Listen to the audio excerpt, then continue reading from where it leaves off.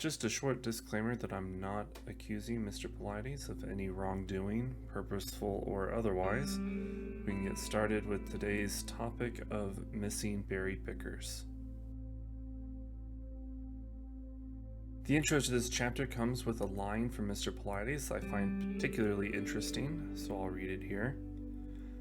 Quote, "None of the berry pickers was found to be taken by a bear or killed by a bear." Close quote. That's an interesting claim, so we'll see if he includes evidence to back it up in cases he presents. I honestly don't know since I'm writing this particular script as I go. I guess we'll find out together. First up is Stephen Ford. Mr. Pilates notes that this case's only source was New York Times from an article on August 9th, 1880. Stephen, who was 9 years old, went missing on August 5th, 1880 from his house near Pleasant Valley, Pennsylvania. Stephen went missing from the same area as two females, Bowers and Thorpe, which will be covered in a later chapter.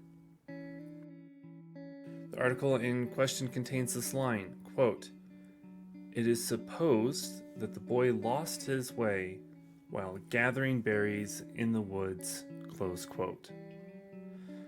Besides the snippet that offers a conclusion to the missing case and the caveat that he was in the woods, it is just how it appears in Missing 411. With so little information, I'm not sure why it was included unless it was just to allude to the two missing women. It wouldn't be the first time that Mr. Pilates included a case just to make a point about other cases. Anna Thorpe went missing 70 years later on the opposite side of the state, and Emma Bowers went missing 73 years later, also on the other side of Pennsylvania. We'll look at these cases in more detail when we get to that section of the book, but I think that common sense would say that they're completely unrelated to Stephen. This is just another case of David Pilates calling an instance more than 200 miles away, the same area. Next up is Johnny Lemke. Another case which was solely taken from a periodical. This one is the Evening Telegram from August 12th, 1910. Johnny, who was 15, went missing on August 12th, 1910 from Elria, Ohio. His half-full pail of berries was found lying on the ground. No other trace was found. The adjacent Vermilion River was dragged during the search for him. The article speculates that Johnny attempted to chase off another berry picker and disturbed a hawk's nest. Mr. Pilates mocks the idea of a hawk being responsible for this, as a hawk would not be able to carry off a 15-year-old boy. I was actually really blown away by the hawk theory, and I was even more surprised when I read this from the Missing 411 book. Quote, "The hawk's nest is an unusual explanation for this incident, as a 15-year-old boy is a large object for a hawk to carry away and consume." Close quote.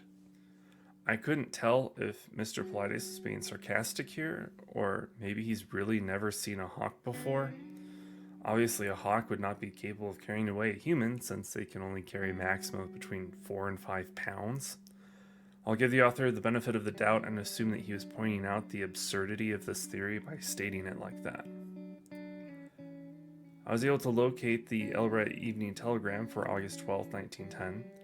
While the paywall succeeded in keeping me out, I was able to find the article text on the same site. It looks like Johnny went missing from nearby Brownhelm, not Elria, but it's within 20 miles, so Mr. Pilates probably thinks it's the same place. More importantly, here is a section about the hawk.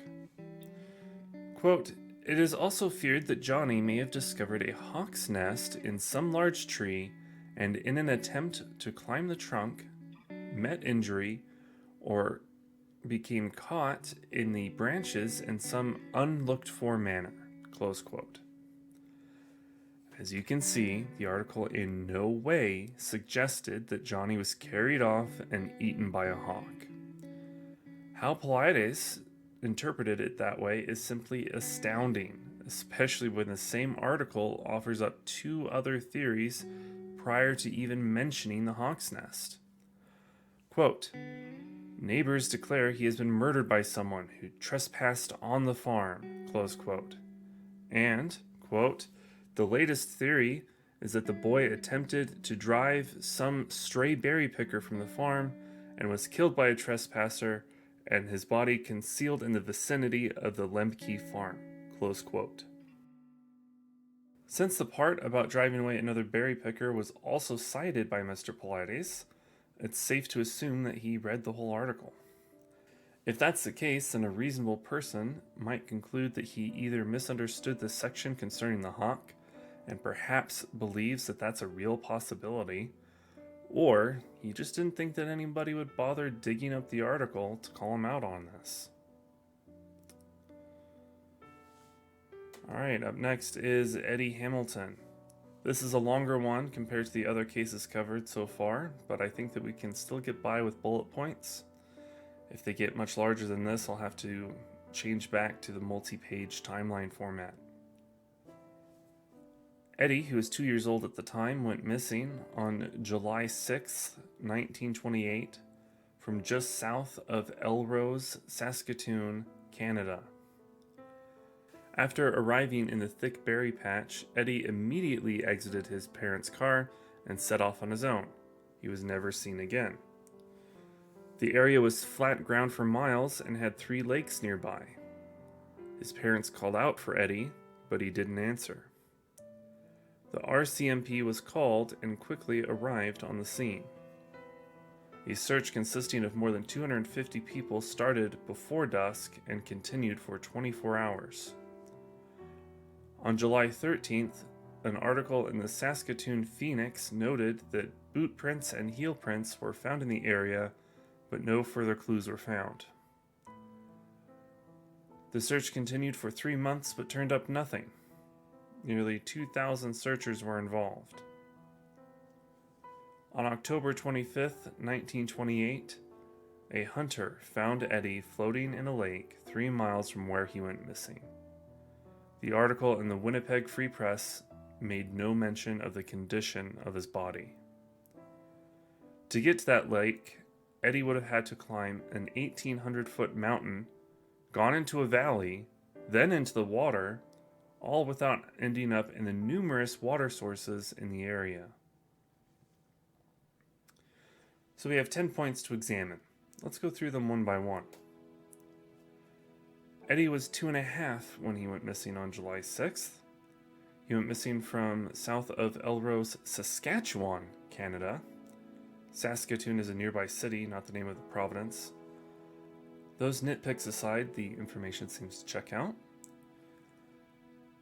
I can't speak to the validity of what was reported by the parents, obviously.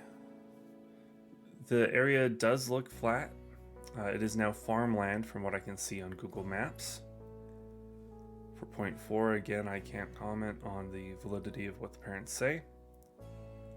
For the 5th point, I'm not sure how quickly the RCMP was called, but I think it's fair to say it wasn't within like 5 minutes. In cases like this, parents seem to search for a while before calling for help. Keep in mind that calling for help in the 20s meant leaving the area and going to either a ranger station or using a landline. It was not immediate. All the sources I've seen just say that the searches were extensive, so that seems to pan out. For point 7, I couldn't get anything on the article besides its title. Quote, aged Norse soothsayer declares Hamilton boy was stolen at Elrose. Close quote. 3 months and 2,000 searchers are the common numbers for what I see for the searches. And finally, at point 9, we hit our first commonly misreported fact. The dates, names, and locations appear to be accurate, but more than what is just in Missing 411, I've seen people say that there was no mention of the condition of the body. This is untrue. Let me read from the article in question. Quote, John Wells, traveling salesman from the cast company Saskatoon, found the boy's badly decomposed body in White Bear Lake. Close quote.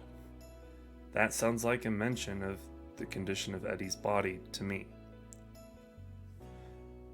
For the last point, the description of the area seems a little off to me. Unfortunately, the area has changed significantly from what I can see on Google Maps and has been turned into farmland. The so-called 1,800-foot mountain is more of a hill. Feel free to check out the area on Google Maps for yourself. There seems to be very little incline. The most major change in elevation I see is in fact the decline into the valley where he was found, which matches up with Mr. Pilates saying that missing children tend to go downhill. The mention of the other water sources is also a little misleading, since there's only 2 small ponds in the direction that Eddie went, and it's entirely possible he just never came across them or that they were shallow enough to not cause a problem. If he had gone in the opposite direction, then yes, there are quite a few other water sources which he could have ended up in. So, with some small corrections, we reach the end of this case. Eddie ran off on his own for unknown reasons. What reason does a 2.5-year-old need? Across mostly flat terrain, crested a small hill, went down the hill into the valley below, and ended up in the lake at the bottom of the valley. It's unknown how long he was there, but the inclusion of the previously omitted information of his body being badly decomposed suggests that it had been there for quite some time. By the way, the headline for that day on the Manitoba Free Press was 3 small boys burned to death. No real relevance to this case, just made me do a double take when researching this. 1928 seems like it was a bad year for Canada. I'm going to go ahead and end the video here for now. I'm going to shoot for videos under the 20-minute mark rather than feature-length videos. Thank you very much for watching, and I will see you next time when we continue the examination of missing 411 Eastern United States. Until then, take care.